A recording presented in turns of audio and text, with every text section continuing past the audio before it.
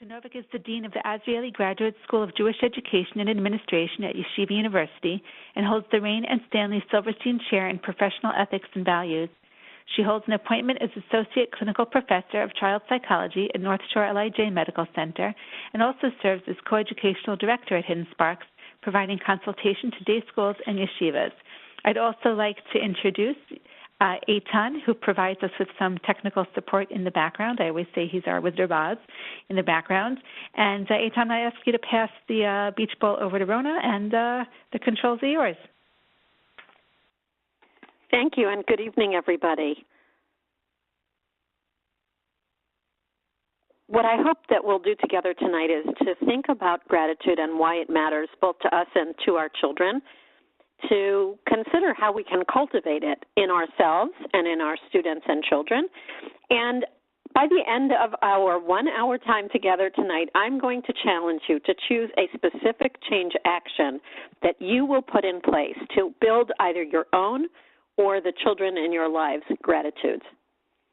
Now, first we have to define gratitude, and we'll look a little bit from Jewish and other psychological perspectives, and we'll recognize the tools that are needed, and as I said, we'll then make our own personal commitment. Now, it's always intriguing when I talk on gratitude to just review how many non-examples I can come up with just in the past 7 days. So these are 3 from my life. You could probably think of your own non-examples of ungrateful behavior. One was a mom explaining that the minute she gives her child a prize, a gift, something, the child immediately says, oh, well, my next prize, I want such and such. Or a 12-year-old boy who comes into my office and says, you know, my sister is such a pain. Whatever my mom gives her, she just wants more, from the mouths of babes, from their wisdom. And finally, an adult who is making a simcha, making a wedding that week, complained nonstop about the expense and aggravation.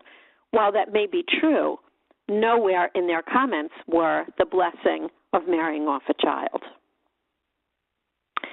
So I'm going to ask you now to weigh in, to vote on what you think the real gratitude is. I'm giving you 3 different options, and use the X if you believe this is an example of gratitude. A child receives a gift for their birthday that they had asked their parents to get for months. The child says thank you and hugs their parents. Vote with a check if you think an example of gratitude is a teen speaks at graduation and thanks all the teachers for a great senior year. And use the hand icon, raise your hand, if you vote for a bar mitzvah boy announces to his parents that in recognition for the great summer program he attended, he'd like to donate most of his gifts to a scholarship to that camp so other children could go. So vote. What do you think of these 3 is the perfect example of gratitude? Use right underneath the list of names, you'll find a hand icon, a check icon, and an X icon. We have a couple of raised hands, meaning that you think our generous bar mitzvah boy is showing gratitude. We have a couple of X's, thinking the thankful child is showing gratitude. Nobody's voting for the teen who thanks his teachers for a great senior year. Well, the truth of the matter is none of these might be gratitude, or all of these might be gratitude. Let's look at some words of wisdom, and then I'll share a definition. Abe Lincoln said, and think of the year that he said this in. We're not talking about yesterday, that he said we've grown in numbers, wealth, and power as no other nation ever has grown, but we have forgotten God. We have forgotten the gracious hand which preserved us in peace and multiplied and enriched and strengthened us. And we have vainly imagined in the deceitfulness of our hearts that all these blessings were produced by some superior wisdom and virtue of our own. That's a hint to what the definition of gratitude is. Ancient philosophers Cicero and Seneca concluded, gratitude is an action of returning a favor, and it's not just a sentiment. By the same token, ingratitude is the failure to both acknowledge receiving a favor and refusing to return or repay the favor. Just as gratitude is the queen of virtues, ingratitude is the king of vices. So what is this lovely virtue, gratitude? One last thought, and that's a Jewish perspective. What is the word that's used to define the Jewish people? It's Yehudim. Rashi comments on this passage in Bereshit that when Judah was born, his mother remarks that because she's taken more of her share, now she needs to give thanks. Rashi identifies that the very name of our people, Yehudim, has inherent in it gratitude. The Vayikra Rabbah similarly reminds us that gratitude is so central to who we are as a people. In the future, in the time of the Messiah coming, all sacrifices will be abolished, but not the thanksgiving offering. All prayer will be abolished, but not prayers of gratitude. So clearly this is part of who we are. It defines us as Jewish people. What is the definition of gratitude? It is the acknowledgement that you've been the recipient of benefits freely bestowed by others, and a felt sense of wonder, thankfulness, and appreciation for life is also defined as gratitude. So sometimes it's tied to a specific act. Somebody did something very nice for me. Somebody gave me something wonderful, and I feel thankful. Other times, it's just the experience of living in the world, and wow, isn't it amazing? I have such a sense of wonder. That picture, by the way, that I chose for this slide, I am just in love with that child's face of wonder. Why does this matter? Why do we want grateful children, other than the fact that certainly it makes us feel so much nicer as parents and teachers when our children say thank you, when they show appreciation, than when they seem entitled or ungrateful. But it turns out that gratitude is really important for your mental and even for your physical health. Gratitude has been shown in research to connect with and correlate with positive relationships. It makes sense. Wouldn't you have more friends? Wouldn't more people want to be with you? And wouldn't your relationships be more positive if you were a grateful? By the same token, Parks and Peterson's research found that gratitude is a strong predictor of life satisfaction. Grateful people are happier. Again, it kind of follows. If you're an ungrat, if you think everything in life is unfair and I didn't get my share, you're not going to be very satisfied with your life. But the important thing here is that life satisfaction also correlates with health. It's not surprising then that gratitude protects us from stress and from depression. In children, we find that gratitude is connected to optimism, to children being more satisfied with school, with family, communities, friends, and themselves. Now, self-satisfaction is such an important component in healthy children's development. So that's really critical. The research found that teens had a better connection to their community, higher grades, were less envious, less depressed, and less materialistic. Now, teens being more connected to their community is not a small thing because, again, all of the research on teen development and teen success talks about whether they feel a part of something, connected to their community, and alienation in teens, feeling disconnected. Challenge to their health and well-being. Now, we have to think for a moment about the developmental perspective for gratitude, the same way that we think about a developmental perspective for when a child walks or when a child learns to talk or when they learn algebra.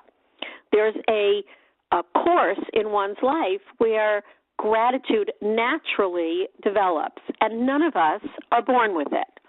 Infants are the epitome of self-centeredness. No infant ever stopped crying thinking, oh, mom's tired, or dad needs a break. Oh, they need to help the other kids with homework. They can feed me later. I'll stay in this wet diaper. It's okay. Infants are self-centered. They're 100% need, raw need. Give me, give me, give me now. Right this minute. Take care of me.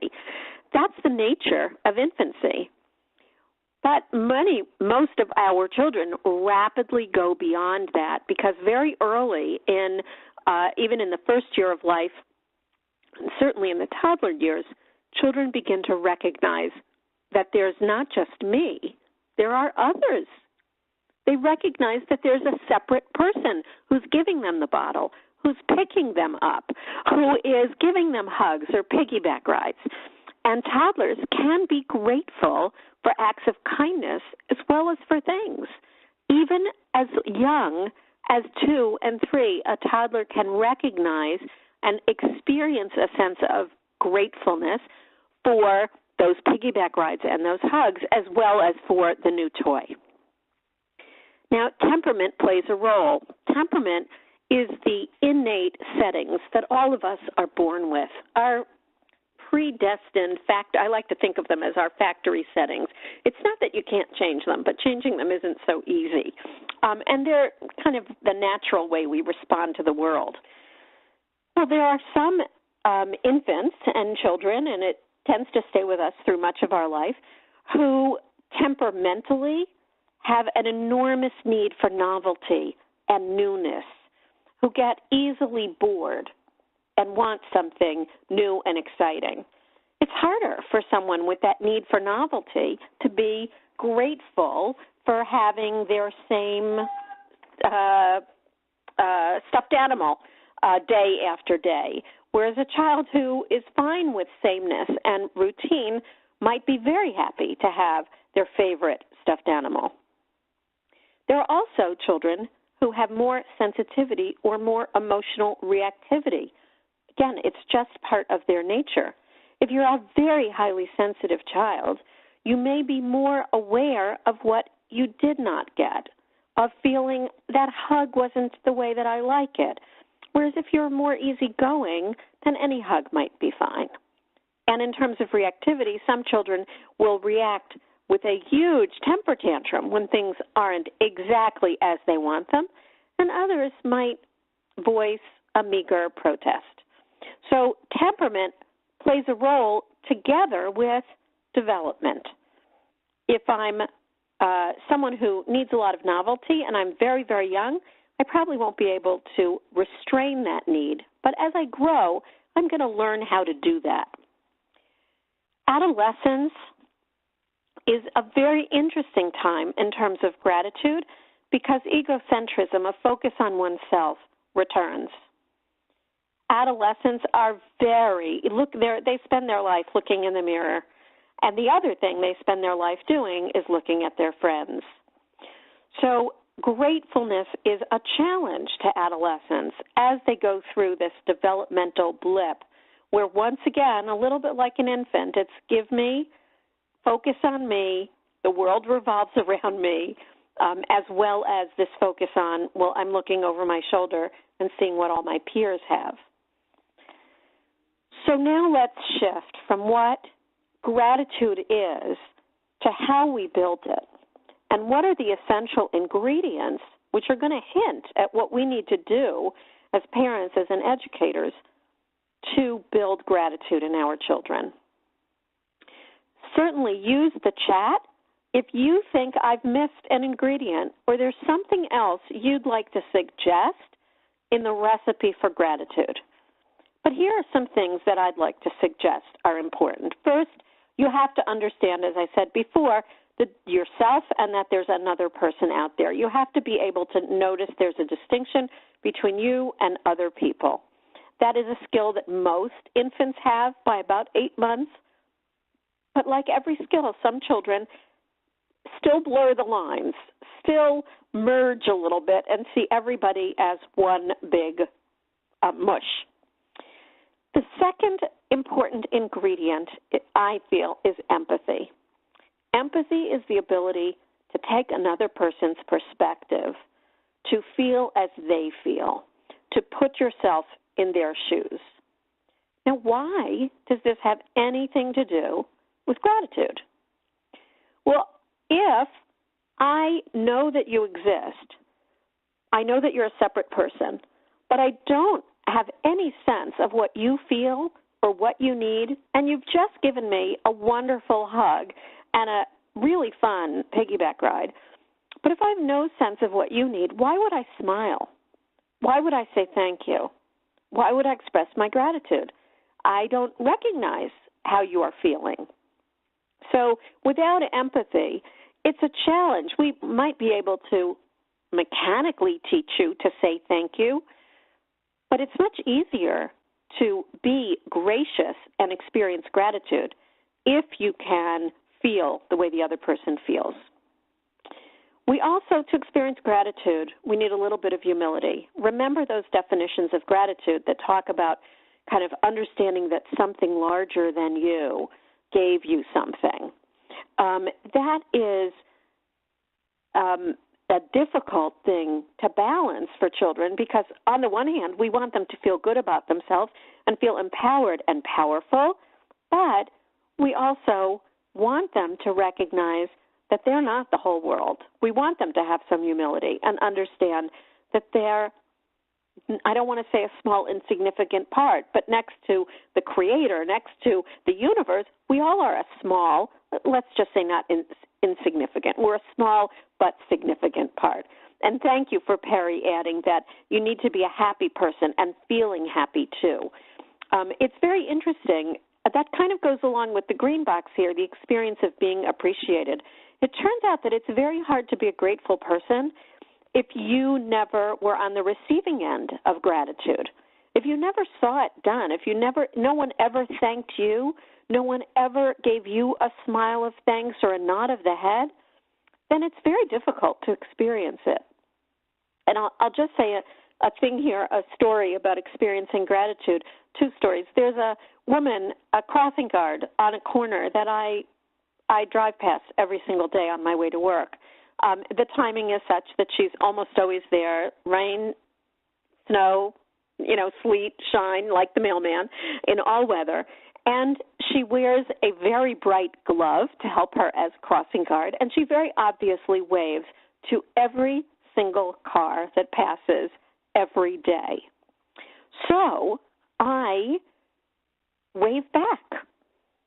Now, that's just my kind of grateful way of showing her that it kind of adds a little something to my morning, that as I'm getting on the highway, somebody waves at me. And then one day, one of my grown children was in the car with me early in the morning and saw me do that, and they said, "You know her?" And I said, "No, I don't know her, but she waves to me every day, and I'll wave back." Another example of how people can make you feel grateful was in an airport terminal. And in the bathroom, in the women's room in the airport terminal, there was the worker there had put flowers out, and every single person who came into the bathroom, she said, "Have safe travels, have a lovely day, hope you have a wonderful day, safe travels to you, wherever you're going, have a safe trip." I have to tell you, I was in a much better mood after I left that bathroom than when I went in. She expressed this kind of aura of happiness, kind of like Perry's comment, that made me feel much more grateful. But we actually need an experience of being appreciated. And Perry, I will get to specific, concrete examples later on, so you're way ahead of me. Finally, and this is really important, it turns out that it's really important to your ability to be a grateful person to sometimes not get what you want. You have to have the experience of being denied in order to be grateful of when you receive. You have to tell children no if you want them to be grateful. I don't know whose proverb this is or whose saying it is, but I think it's absolutely wonderful. If fish had a language, there'd be no word for water, because fish don't know not water. Water is simply what they know. They can't understand what water is because they'll never experience not water. Well, our children cannot understand what it is to be thankful, to be grateful, to appreciate if every time they get, if everything they want is handed to them. They need to experience not having so they can appreciate when they do have and get. Now, there's a relative to gratitude, and it's awe. Interestingly, positive psychology is now beginning to study awe. There are people researching awe. Isn't that awesome? Awe, when we see a grand vista or experience inspiring artwork, when we think about a great person and their inner strength, you may experience a sense of vastness or a new perspective on the world and your place in it. Awe can make us feel very small. It can make us feel we're in the presence of something greater than ourselves. It may even give us transcendent moments where we lose our sense of self, feel more connected in a bizarre way to the world around us. I know that my husband and my vacation to the Canadian Rockies was by far one of the high points of my awe-inspiring life. And I woke up every morning saying, I can't believe what a bracha it is to be here and to see this. And there's Richard Joel just told the story at graduation, at YU graduation, that the great Rabbi Shimshon Raphael Hirsch told his students that he was taking a train, and he was going to Zurich. And they said, why? Why are you running off? Don't you have learning to do? Don't you have things to do? He said, when I am gone and I meet the Creator, and he asks me, did you learn my Torah? I'm not worried what I'll answer. And did you teach my Torah? I'm not worried what I will answer. I know that I can say that I've done right by the Torah. But what will I say when he asks, and have you seen my Alps? We owe it to our children, to ourselves, and I would even say, from a religious point of view, we owe it to our Torah and to our God to find awe in the world, and it is a relative of gratitude. And again, how we cultivate that in children is sometimes to share our own experience and to put them in places where they can have those experiences. So I want to go from the general gratitude cultivators to then some very specific ideas and instructions and suggestions. So some general ideas. Surprise, the opposite of coming to expect something and a sense of entitlement is a surprise. Now, I am not suggesting, by the way, that you stop giving your child birthday gifts or that you randomly choose one Pesach where there's no Afikomen presents. But what I'm saying is that maybe there are times when you surprise a child with an event, with a privilege, with something special, but don't do it in a routine way so that it's not a sense of, wait a minute, it's Tuesday night, and we didn't have story time, and that's not fair. And you know what? Sometimes we have it, and it's just a special gift that we got to do it today. Sharing a history of managing hardships. Now, this is delicate with children, and it is developmentally dependent. We don't want to tell 3-year-olds the story of the Holocaust.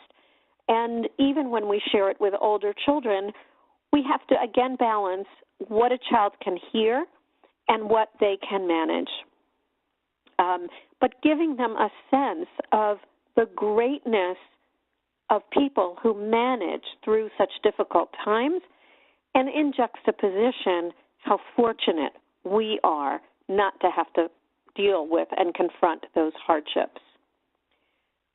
Helping those in need is the most common way of showing generosity, but actually it builds gratitude to help those who don't need help, to bring food that you made or cupcakes that you baked with your child, to bring them to a neighbor, not because they're ill, not because they're a shut-in, but just because you want to share a cupcake. It turns out that that promotes a child's sense of gratitude. Very, very important. Attitude is a choice, and we have to teach our children that. Attitude, mood, what we think in our minds, what we choose to spend our mental energy on, that's a choice. Now, I'm not saying, by the way, that I can wake up and I can artificially inflate my mood on a horrible day when I'm dealing with, God forbid, a terrible tragedy. No, it is difficult to change our moods, but I can make a choice to focus on my positives, to feel more happy. I can make a choice to say, I am not going to dwell on that worry or that thought or that injustice that I think was done me. I'm going to instead focus on something else. I'm going to choose to adopt an attitude, this is a very adult attitude, not a child one, that people are doing their best rather than that why can't people do better for me. I can adopt the attitude of Dan l'chafzchut, to give people the benefit of the doubt, to say, I am not going to prejudge people. All of those are choices we make. But I don't know that we teach children that these are choices. Yes, ideas pop into your head. It happens all the time. If I tell you right now, do not think about the color purple, you're all going to be thinking about purple. But whether or not you continue thinking about it, dwell on it, give it mental space, and take up your precious mental real estate with it, that is your choice. And the minute you know that attitude is choice, then we can talk about how do you adopt an attitude of gratitude. How do you move to an attitude that's more likely to make you feel grateful than entitled? Some other ideas in general. Choose experiential gifts rather than things. Choose places to go. Choose privileges. Choose shared experiences. I'll give you some ideas. One mother and daughter made hot cocoa time in the kitchen. Now, I careful because I prefer experiences that have no salt, no sugar, and cost no money, so that we're not feeding into other, like our dietary issues, but dieting issues. But just the idea of bonding together. Or another example was of a teenage dad who was wanted to connect with his teenage daughter and said, teach me the latest dance moves. That was probably very funny to watch. But that's what kind of as a special time together. Finally, in terms of general pointers, monitor the media. Teach educated consumerism. Everything on TV looks better, bigger, more, fantastic than it gives us the give-me's. We watch TV and we want it all. We want the, Vegematic and the slicer and the blend. All the, of course, I'm thinking of grown-up things.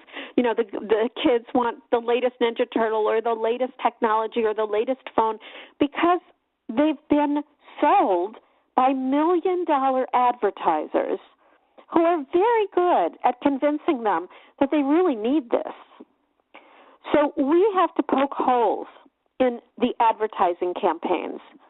We have to tell kids that when they say 4 out of 5 doctors recommend, they don't tell you what kind of doctors they are. Maybe those were veterinarians. When they say, this is the coolest thing to ever come out, they're not showing you how big it really is. There's no person in the picture, and we don't know how big that toy is. And we have to help children understand and learn that, remember, when we saw that on TV and then we brought it home or we got that for the birthday, and it wasn't the way we thought it was going to be. When we see things that are being suggested to us on TV, they're just not what they're all, cut out to be. So now let's get a little bit more specific and think about what I would say are my mantra, my 3 steps to cultivating gratitude. And the truth of the matter is, I use these 3 steps not just for gratitude, but for almost anything I want to cultivate in children. It's about what we value, what we live, and what we teach. And let's look at each of those independently. How do our children know that we value gratitude. Use the chat room right now to share something that you said either to your children or in front of your children that demonstrates that you value gratitude, that you care about gratitude, that it's important to you and your family. Type something in the chat room that gives me an example of that. And the reason I'm asking for those examples, and I'll be honest, for some of us, it may be difficult for us to think about what are some examples of that. What are times when I actually made it clear to my children that this is something that's important? What we give airtime to around our Shabbos table, when we're driving carpool, when we're sitting together on a Sunday afternoon, what we talk about communicates to our children what matters to us. So if all we talk about are, the baseball scores or that teacher who bothered us, and I can't believe they gave so much homework, or the long lines in the grocery store, how would our children know that we value gratitude? And in fact, if when they walk in the door at the end of a school day, we ask, what work do you have? How much homework do you have? What grade did you get? Then what are they to think about what we think is important? I love some of the suggestions in the chat room that when we say to our children, we're so blessed to have been able to know and spend time with great grandparents, that really is a blessing.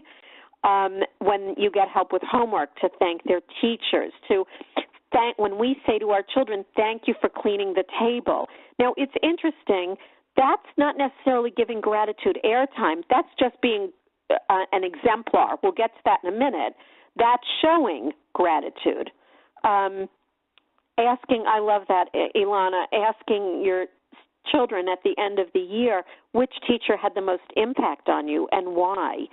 That shows our children, when we talk about these things, when we ask these questions, it says to our children, this matters to us. This is important.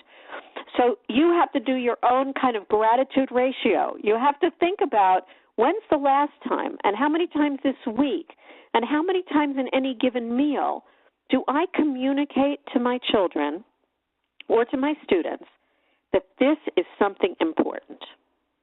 Now, it's not just what we give airtime, it's also what we give time and other resources. So think about the last time you showed appreciation through an action or a gift.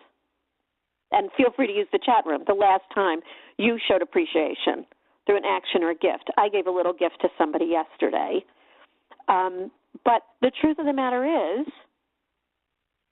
my children don't know I did that.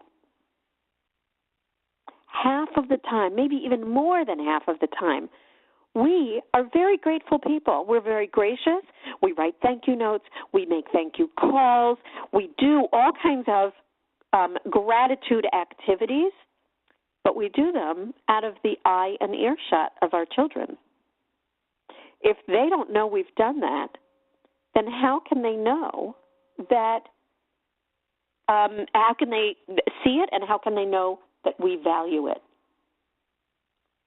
So it's important that we become more overt about this, and we'll get to some silly examples of how to do that when we talk about living it.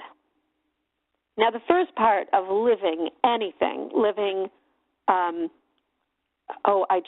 have to stop because I love Miriam Esther-Wiener. Thank you for this wonderful idea on the chat room that when you have a class and you write a thank you note, when the class writes a thank you note to the visitor, you write one also. What a wonderful example of showing both that you value it and modeling it.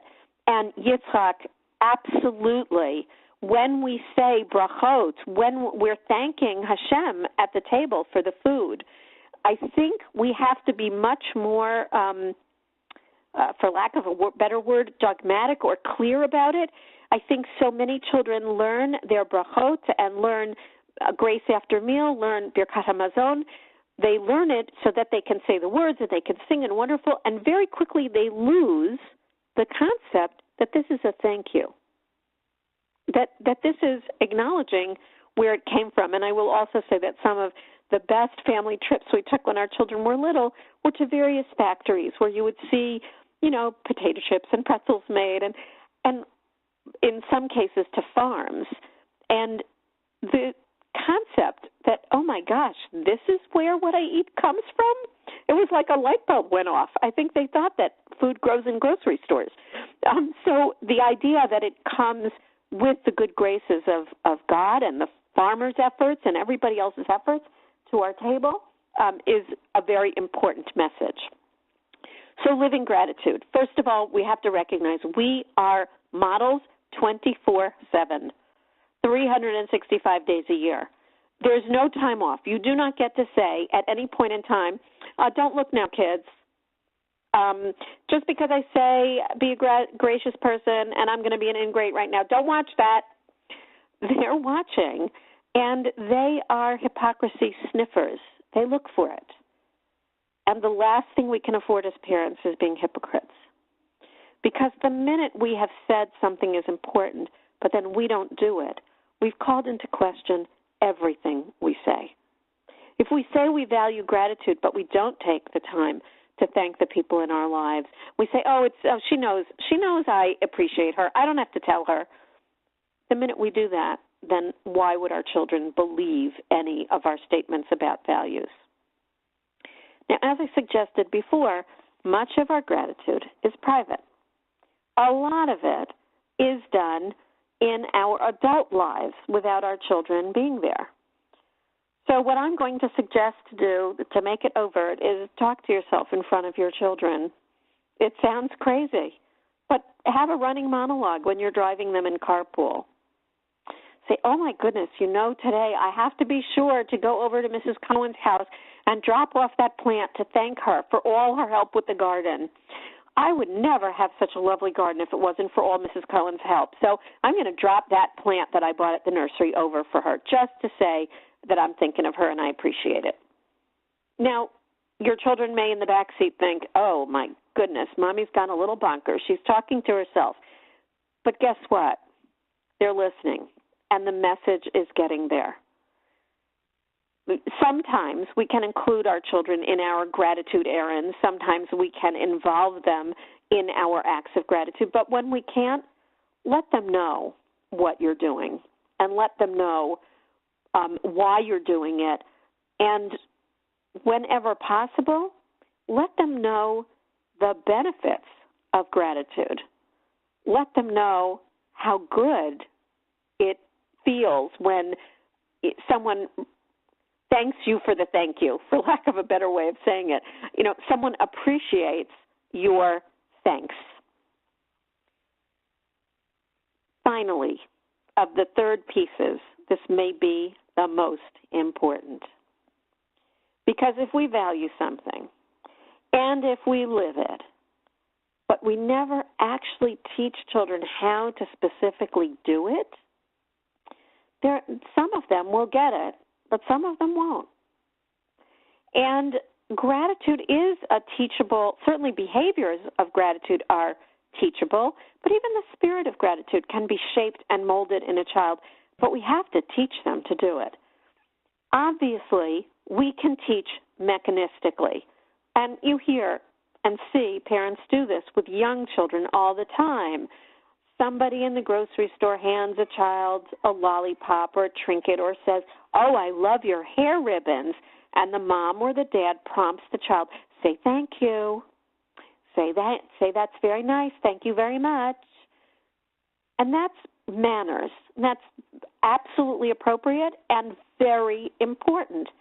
But of course, we want to teach beyond that. We really want to teach not just the mechanistic, reflexive, thank you very much response, but we really want to teach for the feeling behind it.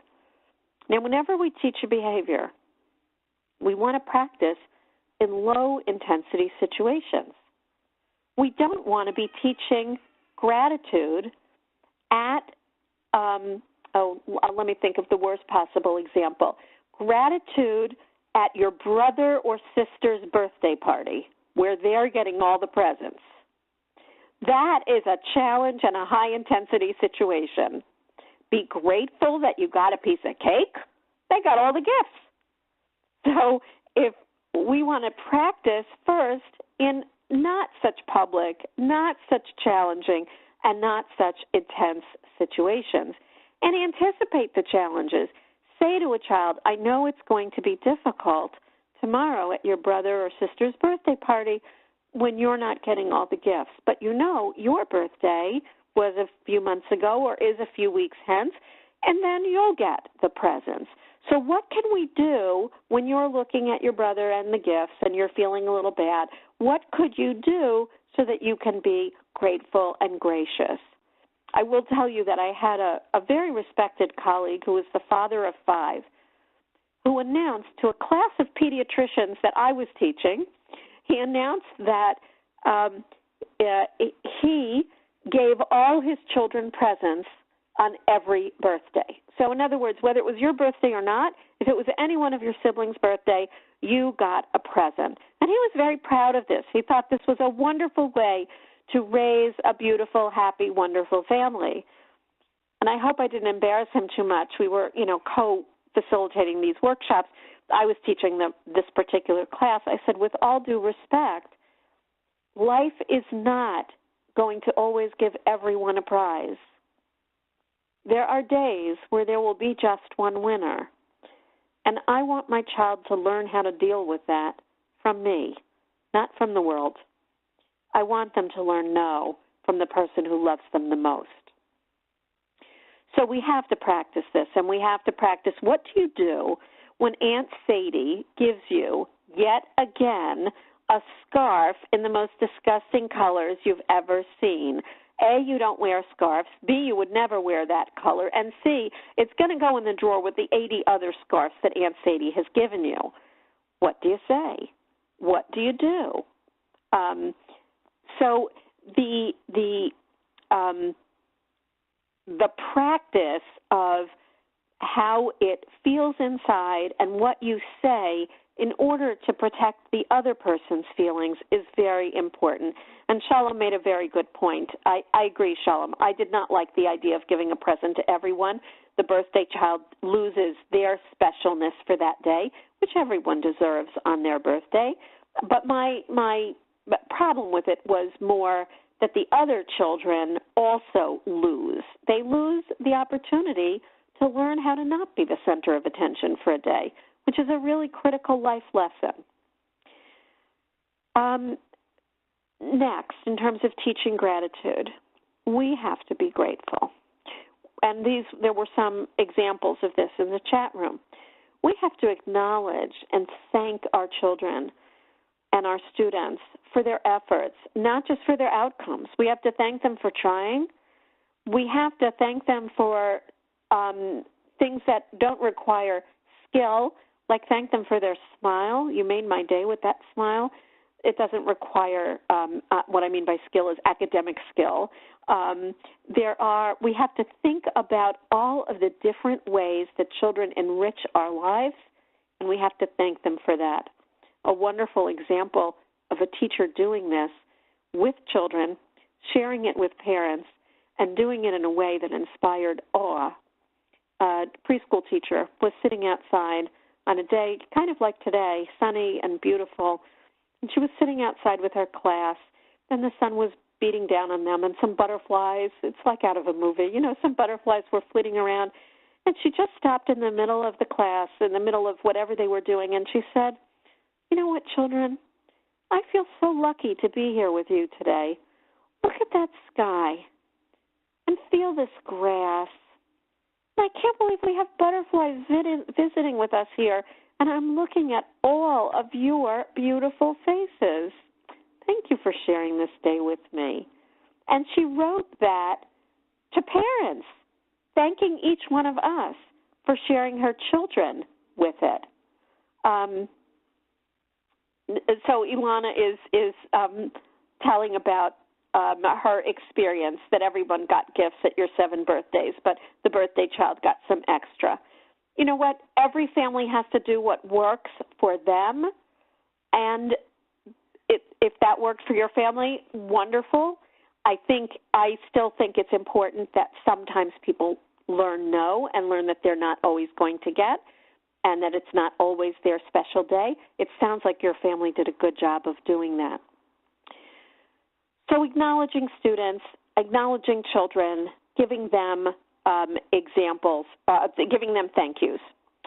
And then concrete activities, and someone suggested this a while back. One concrete example of gratitude is, of course, thank you notes. In our electronic age, they may be thank you IMs or thank you WhatsApp posts or thank you Snapchats, but some actual message of thank you. And it could be a phone call, by the way. For children for whom writing presents a challenge, it doesn't have to be a written thank you, but taking time to express the thank you. And children are so technologically advanced, they could probably record themselves in a picture saying thank you, send it off to grandma or grandpa or teacher before you and I could figure it out. Although I should speak for myself. You may be very techno-savvy.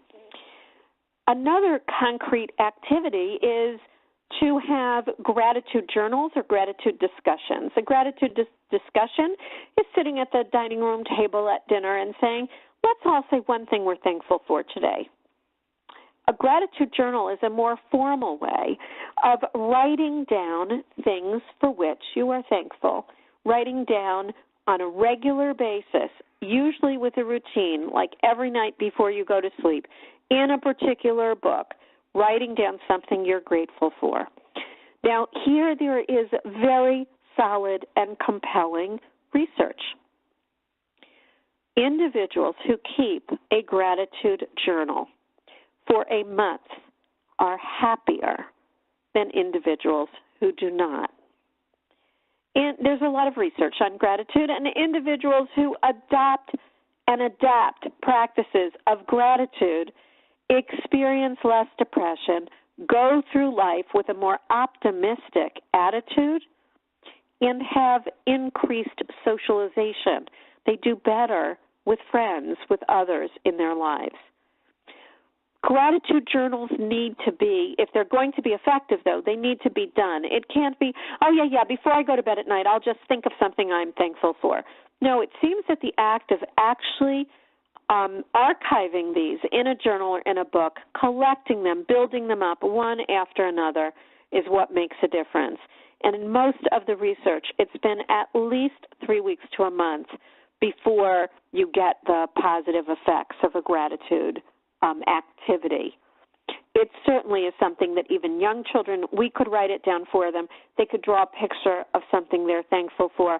It doesn't need to be every day. It could be something that's done at the close of a week.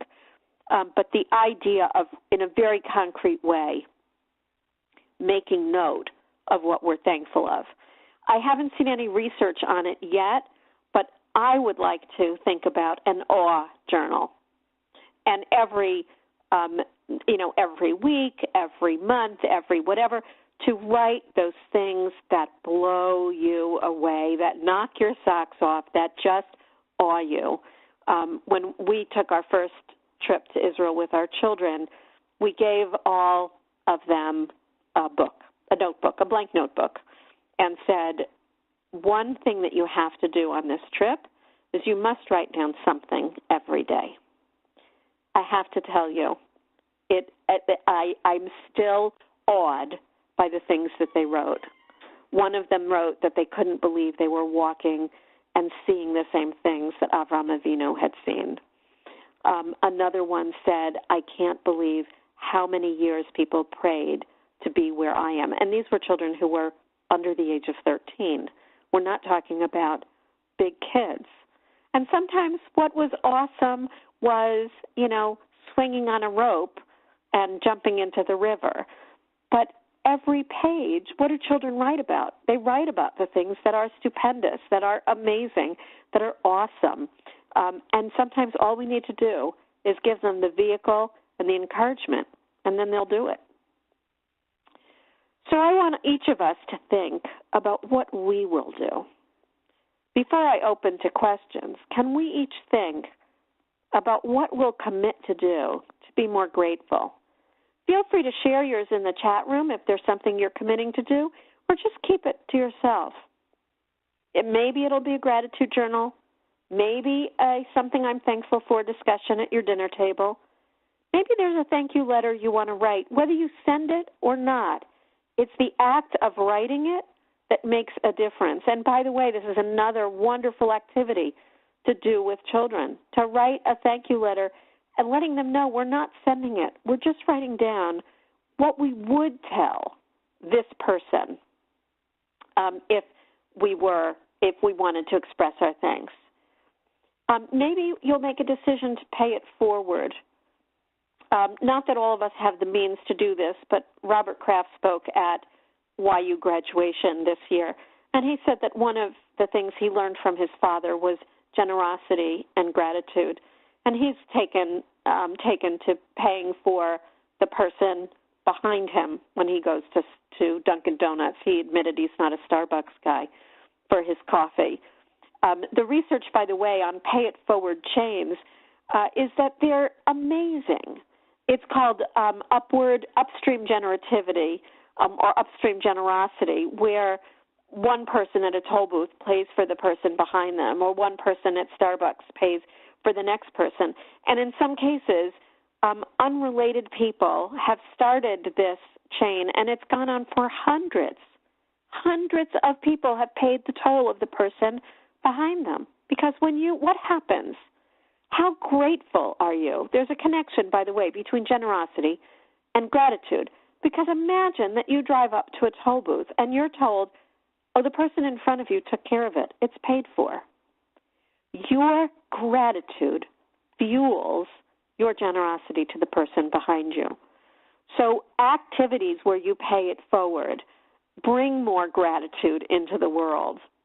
Maybe your commitment is you're going to read a book about generosity, about gratitude, a wonderful book by Adam Grant, small little book. I find it life-altering. It's called Give and Take, about how our views of gratitude and generosity are filled with myths, and the research that shows that being both a grateful and a generous person can help you get ahead in life. You don't get stepped on as a dish rag or a doormat.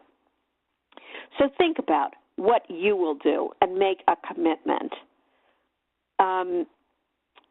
Very good question that Alana is asking us, and then we'll close with Piglet's words, but we'll take questions until we run out of time.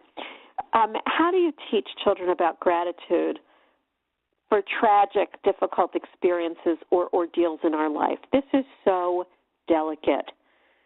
Even adults who are dealing with illness, are dealing with stress and challenges, the last thing, they will all tell you, the last thing they want to hear is God only gives you what you can handle, or this will make you stronger, or isn't this a blessing in disguise? So I think that we have to understand that for children, that's a very difficult concept. But maybe the concept is yes and. Maybe the concept is, yes, we have challenges and difficulties in our life, and we also have that which we are thankful for. No, I'm not thankful that this family member is ill. I'm not grateful for that. Although I will tell you that when my father was in a CCU, I could not believe the level of humanity that we experienced in the nurses and how grateful we felt to have come in contact with people who were, as far as we were concerned, angels, absolute angels. But if you asked me, I would say, I'd rather he not be sick. So I think that it's not that we're grateful for those experiences. It's we're grateful for the wrapping around them that sometimes we can find, or the kernel in it that's good, that even in times of difficulty and trouble, it does not nullify the things we're grateful for. It doesn't erase them. And those things can exist together in the same universe. The challenge is enormous when children have to deal with not just exposure to tragedy, but very personal loss and tragedy. And we have to be very, very sensitive in, even suggesting that, well, you're lucky that happened to you because, et cetera. Perry's comment, thank you very much, that we thank people who do their job, even though that's their job. Yes, you need to appreciate those jobs. And also, I think this goes back to empathy. It feels so much nicer to be thanked for something you do than for someone to say, thank you, not thank you. See, the thank you slips in there. For someone to say, that's as I expected you to do, with no thanks. The thank you feels right. I also think that it humanizes. It's an empathy experience to say thank you to the custodian, the cleaning lady, the mailman, because they're people. They're not just servers of our needs. They're people. They have lives too. And why not thank them? It's such an easy thing to do. Piglet was brilliant when he noticed that even though he had a very small heart, it could hold a rather large amount of gratitude. Our children's hearts may still be growing, but their ability to be grateful and our ability to teach them gratitude and awe is endless. My thanks to all of you for spending the evening with me. Thank you, Rona.